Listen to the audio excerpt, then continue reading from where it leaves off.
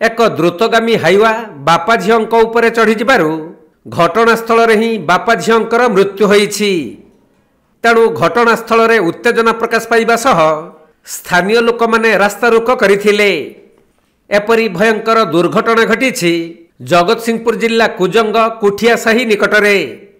मिलिथिबा सूचना अनुसार प्रत्येक दिन परी षंढपुर ग्रामर राजकिशोर विश्वाल निज झील लुरी विश्वाल को स्कूल छुट्टी परे बाइक जुगे घर को नहीं आसुथिले। हेले कुठियासाही निकटरे अति द्रुत गति रे आसुथबा एक हाइवा गाड़ी सेमानक बाइक को धक्का देबारु उभय तले पड़ी जाइथिले। एहा परे हाइवाटी सेमानक उपरे माड़ी जिबारु घटनास्थल रे ही बापा झीओंकर मृत्यु होइथिला। एहा देखि उत्त्यक्त लोक माने दुर्घटना घटाइथिबा हाइवा को भंगारुजा करिबा सह कटक पारादीप मुख्य रास्ता को अवरोध करथिले। फलरे शताधिक गाड़ी मोटर रास्ता रे अटकी रहितबा बेले घटनास्थल रे प्रबल उत्तेजना प्रकाश पाइथिला।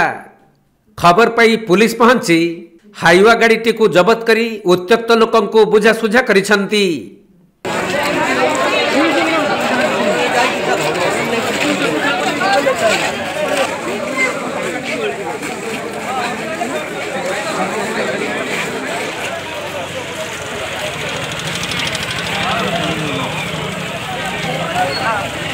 जगतसिंहपुर जिल्लारू वैष्णव रावलଙ୍କ रिपोर्ट कोणार्क लाइव।